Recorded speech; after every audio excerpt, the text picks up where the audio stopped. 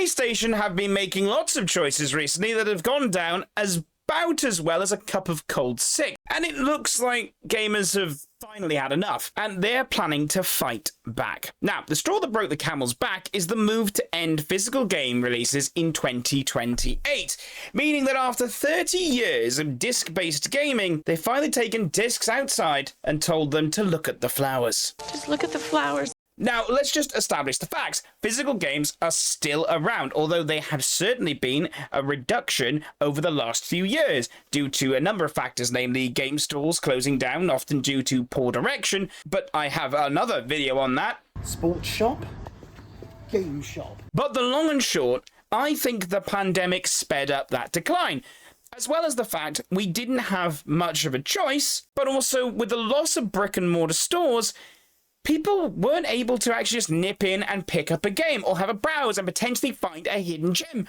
I wouldn't have ever found out about Persona without a game store, as it was a spur-of-the-moment purchase largely caused because I thought the box looked cool. It might have been a mistake. I developed an addiction. It's my bank hates me. This doesn't take into account used games, with shops like CEX, which is the UK's leading second-hand retailer, popping up all across the country in the last 15 years and actively keeping physical alive, even if you'd be lucky to get around £2.50 for any game you take in. But what do used games have to do with all of this? And that's a harder question to answer, but probably the most important aspect on the ongoing fight by publishers against physical games. Well, the used game market has been around for as long as there's been games. Most game stores sold pre-owned games throughout their lifetime. And for the longest time, there were plenty of swap meets, flea markets for those hardcore collectors if they wished to partake.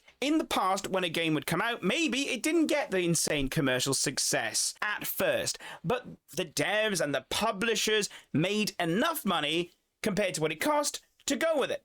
Couple that with a decent amount of critical appreciation, and you were good to go. Sequel greenlit. Now, those that bought the game might choose to either sell that game back to a store or lend it to a friend who may not have thought the game was for them, or they just didn't have the funds to buy it when it launched. And the game might become classed as a sleeper hit. Now, jumping forward, those who maybe bought the game used or borrowed the game originally are going to go out and buy the sequel when that comes out.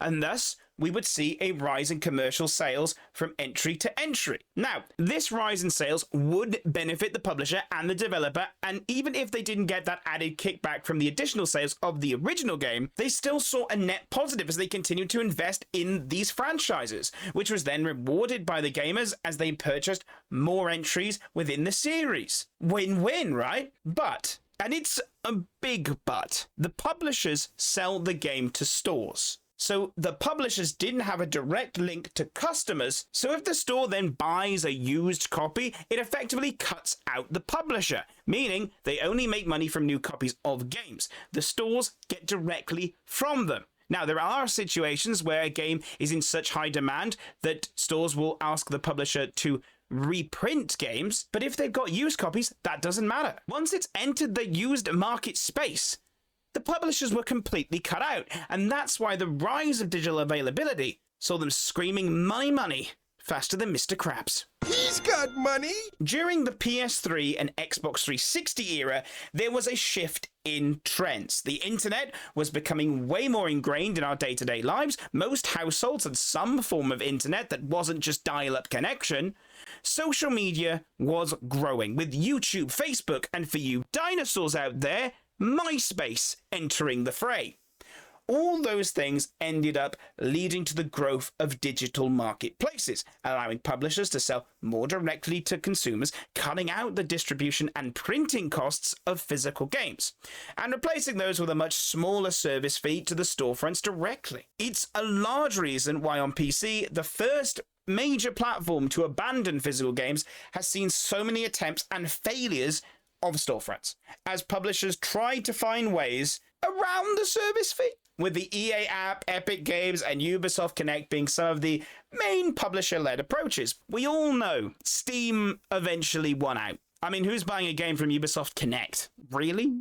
Now, even if these old games are discounted on those storefronts, the publishers and devs are still going to be making money from them, as opposed to within the used game market, where unless they're being developed by Nintendo, would see a drop in price as time went on. Like, seriously, this is more expensive than some of the games that came out this year. Under this old system, the publishers ended up with effectively a one-time chunk of money and saw no more of it afterwards. It's one of the main reasons we see the rise of DLC and, more hauntingly, microtransactions, as it allowed longer-term monetization that directly went to the devs and the publishers, and potentially helped with server costs, but that's another thing. But when these digital storefronts were launched, the promise gamers were sold was digital games would be cheaper than their physical counterparts because of the cost-cutting done by removing the distribution.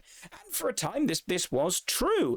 But as the market became more normalized and accepted, we began seeing a lot more games retaining their value for longer, with discounts offered throughout the year, with the Steam Summer Sale, for example, being the most obvious. This did in fact have an unexpected consequence in the rise of grey keys, which, if you didn't know, is a bit of a grey area. Honestly, it's a whole topic in of itself. But this slow normalizing and change in behavior towards digital games meant publishers and developers were making more money, as they could, in theory, make money off a 10-year-old game bought through that digital storefront. Couple that with way more accurate records of game sales, which allowed them a better understanding of trends and popularity of games, which then you could also argue led to a lot of safe choices and potentially a samey feel for big blockbuster games, looking at no one in particular. Ubisoft,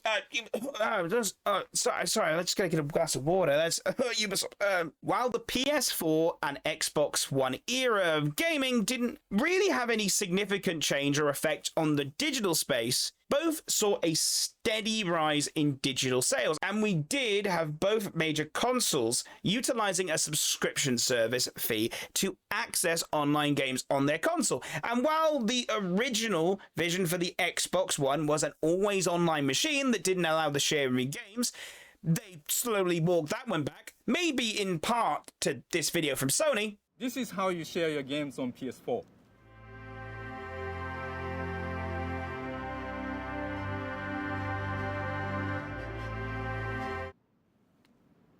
Thanks.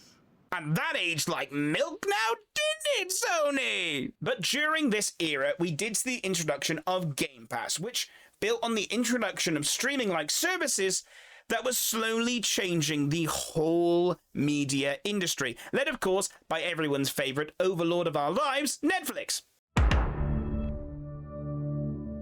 And while you can argue to the success of Game Pass, it was certainly great for gamers, at the very least in that short run, and changed the face of gaming going forward. But with the launch of the PS5 and the Xbox Series X and S, we were about to see all of these little shifts culminating together. The Series S is a wholly digital console with no disc drive available, and effectively it was just labeled as a Game Pass machine, which in fairness, it kind of is. And that's okay. That's okay. Now, more games have released on discs are just effectively a key to, be able to download the whole game. Meaning that in the event the servers all shut down, it would become inaccessible, which naturally scared some gamers like myself who much prefer a physical collection, or maybe they just don't have the strongest internet connection.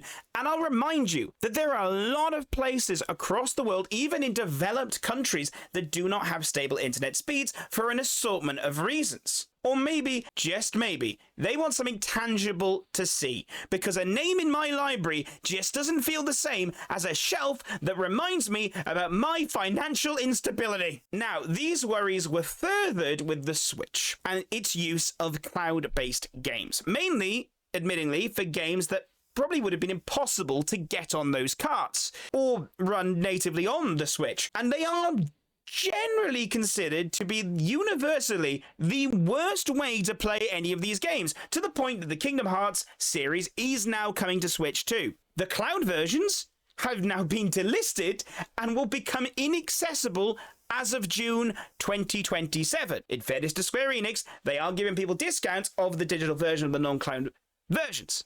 But it still stings a little bit, because that's still not going to cover the complete cost that they paid for that original cloud version. There were many issues people had with the cloud version of the games. Either it was a long waiting time to get into the game, performance issues, input lag, frequent disconnects, or a combination of it all. It was an imperfect system that wasn't really up to the job. And while those are now long gone, I hope we've learned from that. The closest the Switch 2 has now is the same as the other consoles we're contending with. Game key cards. These just have a key to download the game on them. So while the amount of games that have been released physically in a traditional sense has certainly been going down in recent years, there are still a very vocal majority who want to have at least the choice to buy physical games, which is why we've seen indie games getting physical releases over the years, largely through companies like Super Rare Games and Limited Run. Now, of all the companies, they are the ones who are probably very much having to consider how their business plan is going to work with this news going forward, as we all kind of pray for some kind of U-turn from Sony in this regard. So with the news of Sony abandoning physical games coming straight off the back of Rockstar announcing that they will not be releasing a disc version of GTA 6? Coincidence? I think not! Now, Rockstar claim they are doing this because the game is simply too large. That's what she said. Which could very well be true. GTA 5 did launch on Xbox 360 with multiple discs due to its size. It's equally likely it's to do with control. We all know Rockstar care about the secrets of their games, and they don't want any story details getting out before the fabled launch date. And then finally, the poltergeist of the industry is released, and everyone can release their breath, feel comfortable to release their games on their own schedule once more. But gamers are rising up, cancelling their PS Plus subscriptions and trying to show Sony they mean business. The only way that matters to big corporations, through their bottom line. And if that wasn't enough, they're actively planning a blackout from the 23rd of August to the 30th of August. They're calling gamers to switch off their consoles or simply log out of them to show Sony that they mean business, with this very obvious data point that they could pull from. They say this time frame was chosen to minimize the impact on publishers and developers while actively showing Sony that they mean business. While Sony have said that they do hear these complaints, they also say they won't be changing anything, which screams we heard, but we didn't actually listen, which is a striking level of cockiness from them we haven't seen since the launch of the PS3.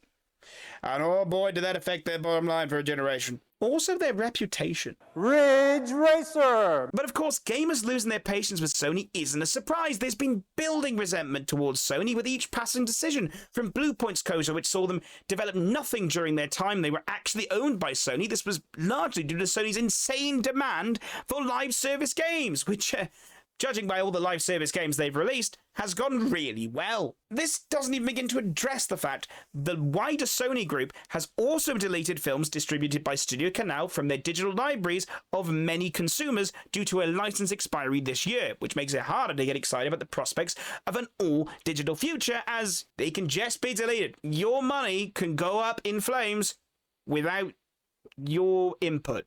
It's not like I snapped your disc. There's someone else in control. It's hard to know if this blackout will make any significant difference, or if Sony will back down at all. Maybe they're just trying to show themselves as strong in their choices, hoping that gamers will be the first ones to blink, or that they will eventually get over it. Only time will tell. But for now, what will you be doing for that week? Will you be logging out for the week when the time comes, or are you not interested in a physical future anyway, and just kind of want to get back to that round of Fortnite?